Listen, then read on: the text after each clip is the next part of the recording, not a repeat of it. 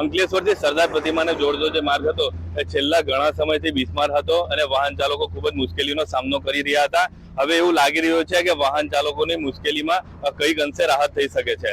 આપ જોઈ રહ્યા છો કે ઝઘડિયા તાલુકાના ખડોલીથી 2 કિલોમીટર સુધીનો આજે ટ્રાયલ બેઝ છે, કેમિકલ બેઝ થી જે રસ્તો તૈયાર કરવામાં આવી રહ્યો છે. આધુનિક ટેકનોલોજીના મશીનોથી અને માર્ગ પર અગાઉ વાપરવામાં આવેલ મટીરીયલને લઈ રિસાયકલ કરી સિમેન્ટ અને કેમિકલનો ઉપયોગ કરી આધુનિક ટેકનોલોજીથી 1700 મીટરનો રસ્તો ટ્રાયલ બેઝ માટે તૈયાર કરવામાં આવી રહ્યો છે, જે થોડા દિવસોમાં બનીને તૈયાર થઈ જશે. ત્યારબાદ તારીખ 30 સુધીમાં આ રસ્તા પરથી ટ્રાફિક પસાર કરવામાં આવનાર છે. આ જે રસ્તો છે તે કંઈક આ રીતે બનીને તૈયાર થશે. 1700 મીટરમાંથી કેટલોક ભાગ બનીને તૈયાર થઈ ચૂક્યો છે. અહીંયાથી લોડિંગ વાહનો પસાર થાય તો આ રસ્તો ટકે છે કે નહીં તે જોવામાં આવશે. અને જો આ રસ્તો સફળતાપૂર્વક ટકી રહેશે તો આખો રસ્તો કેમિકલ બેઝથી આધુનિક ટેકનોલોજીના મશીનોની મદદ વડે નવો બનાવવા માટે વિચારણા કરવામાં આવશે.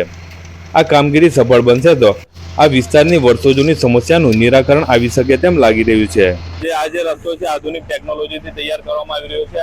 સિમેન્ટ તેમજ કેમિકલ અને જે કંઈ જૂનું મટીરિયલ છે તેને રિસાયકલ કરીને વાપરીને આ રસ્તો આધુનિક ટેકનોલોજીથી બનાવવામાં આવી રહ્યો છે. આ 2 કિલોમીટરનો જે રસ્તો છે એક ટ્રાયલ બેઝ તરીકે તૈયાર કરવામાં આવી રહ્યા છે. જો આ રસ્તો સફળ થશે તો આગામી દિવસોમાં આ રસ્તાની વધુ કામગીરી કરવામાં આવી શકે છે. સલાઉદ્દીન મલિક, ભરૂચ સમાચાર, ઝઘડિયા.